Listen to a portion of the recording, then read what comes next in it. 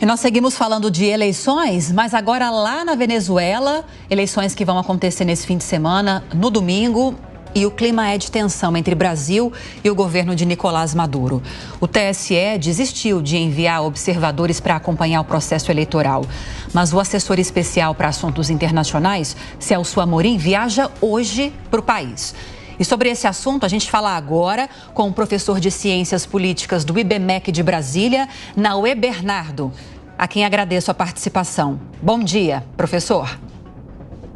Bom dia, Lívia. Bom dia, Rafael. Prazer estar aqui com vocês. Ontem nós acompanhamos o último dia de campanha lá em Caracas.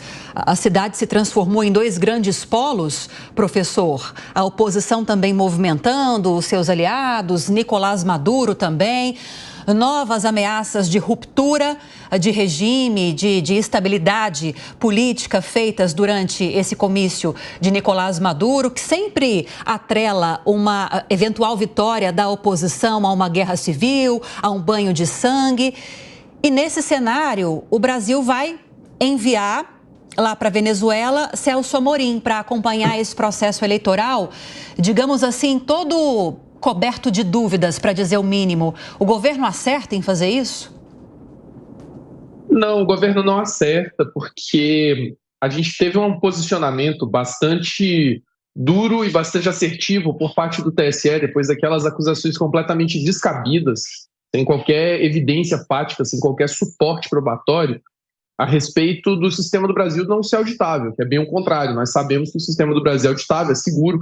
Então, esse tipo de crítica vindo de algum tipo de pessoa que acaba trazendo esse discurso mais voltado para o autoritarismo é comum a sistemas eleitorais democráticos. Então, o TSE se retira da posição de observador, não vai mais enviar uma delegação, dá um recado de que não mais irá validar e legitimar essa eleição da forma como ela parece estar correndo, e aí a outra instituição brasileira, né, no caso representada pelo Poder Executivo, no lugar de dar um sinal parecido com esse sinal que foi dado pela nossa instância judiciária eleitoral, acaba encaminhando, ainda que sim, o Celso Amorim é um representante especial, ele tem um cargo específico no governo, ele não vai representando o Itamaraty ou qualquer outro tipo de órgão específico do governo, vai mais na condição de assessor especial do Lula para assuntos internacionais e acaba também com esse aceno mais ideológico, mas acaba o governo, lamentavelmente, ajudando a dar legitimidade a um pleito que está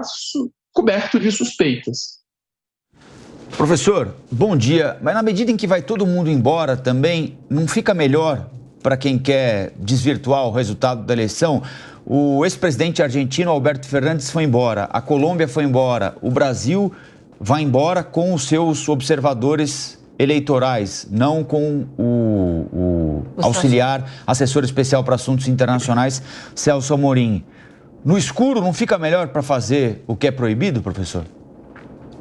Bom, o que é proibido do ponto de vista de supressão democrática já vem sendo feito há muito tempo. E aqui para citar alguns exemplos, né, além das falas extremamente intimidatórias por parte do atual comandante do país, nós temos ali uma suspeita forte de supressão de votos, por exemplo, com a forma como imigrantes que estão em outros países e refugiados e afins precisam se comportar para votar, o tipo de documento que eles precisam emitir, que não dialoga de forma alguma com a condição que essas pessoas têm nesses respectivos países.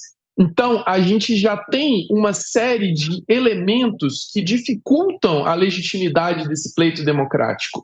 Desde o início, desde antes do início, na verdade, com as supressões de candidaturas, as intervenções estatais em partidos políticos de oposição e até alguns partidos aliados e outras coisas. Então, a eleição ela é o cume de um processo democrático, mas ela não é o que representa efetivamente um regime democrático. Por quê? Porque ela pode ser só uma máscara para manutenção ou para a retirada de um dado regime. Então, nós precisamos sempre ver o contexto como um todo. Então, por mais que no escuro seja fácil a pessoa clamar por essa legitimidade, aquele que vier a ser beneficiado por isso, clamar por essa legitimidade, o ponto é que enquanto as luzes estavam acesas, as coisas ruins já estavam sendo feitas. E me parece o suficiente para colocar a eleição toda em dúvida. Então, aquela postura de, olha, o resultado das urnas será respeitado, já é uma subida de tom, porque a gente não precisa, enquanto Estado Nacional, ficar reforçando que vamos respeitar um resultado. Mas, diante do contexto que já trazia muitas suspeitas de que haveria algum problema caso as urnas confirmassem a oposição, foi necessária essa subida de tom. Então, já havia muitos indícios de que a coisa não ia bem no cenário eleitoral. Vilela? Professor, bom dia.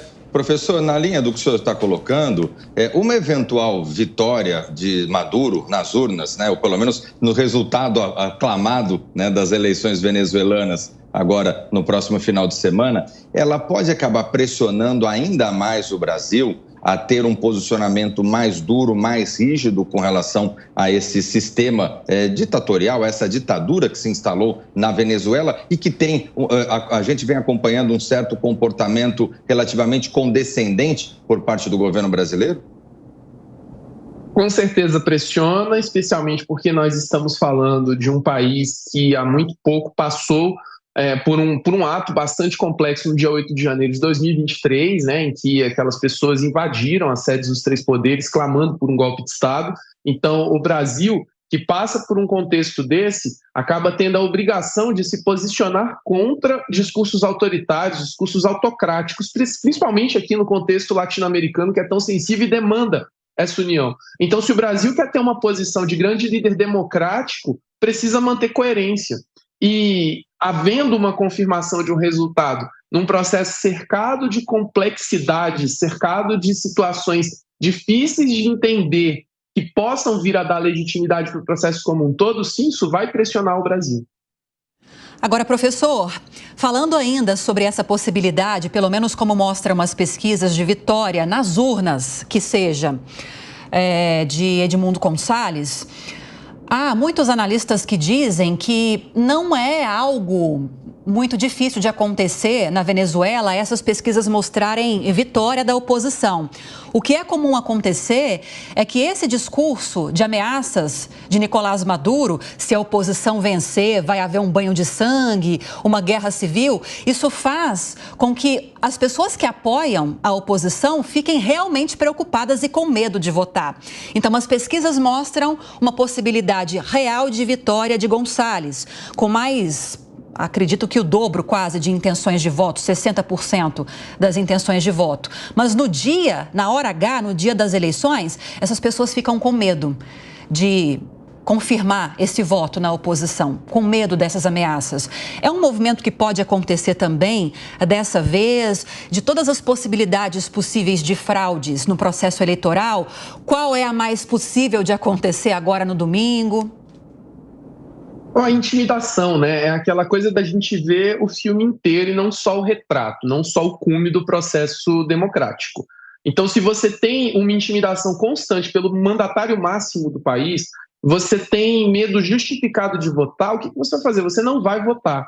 Se você acha que o seu voto, de alguma forma, pode vir a ser descoberto, isso pode gerar uma consequência drástica para você, porque a estrutura estatal não protege a sua escolha livre e desimpedida, você não vai votar. Então, é por isso que é preciso observar o cenário como um todo. Se há esse problema acontecendo, a comunidade internacional, de forma muito acertada, já aponta o problema. E já diz, olha, a gente já tem um problema com a eleição. A própria eleição é só o retrato, é só o cume. Tudo o que está ao redor já dá a entender que a população não terá uma votação livre e desimpedida.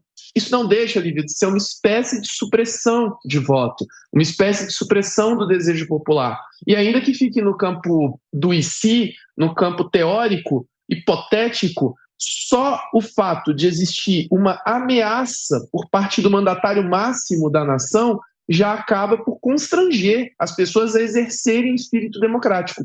E assim as eleições tendem a seguir sendo apenas uma ratificação de algo que é imposto e não algo que é ganho. As eleições a gente ganha quando a gente está em um regime democrático, ganha pelo voto popular. E se eu estou impondo, então não estou ganhando, eu estou fazendo com que as pessoas se submetam.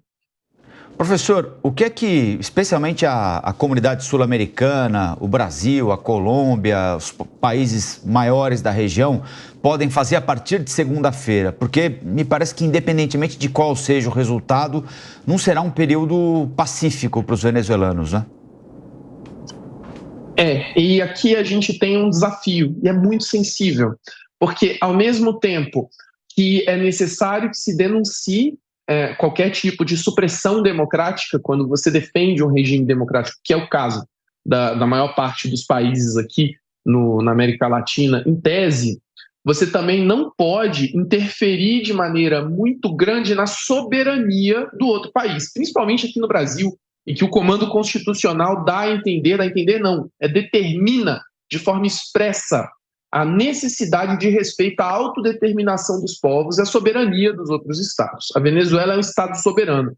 Então, a diplomacia dos países democráticos vai ter um desafio de acertar o tom do discurso, para que, ao mesmo tempo que consiga legitimar o discurso correto de que nós temos um processo eleitoral como um todo que vem sendo afetado negativamente por essa tentativa de imposição do comandante, também continue a respeitar a soberania da Venezuela. Então, por mais que para nós aqui, cidadãos, seja algo mais simples a gente fazer esse apanhado, para as diplomacias de Estado vai ser algo mais complexo. Vamos saber em breve o que vai acontecer, né, professor? Falamos com o professor de Ciências Políticas do IBMEC de Brasília, Nauê Bernardo, a quem agradeço muito a participação. Professor, bom dia, bom fim de semana e até a próxima. Muito obrigado, bom dia, bom fim de semana. Um abraço também para a audiência.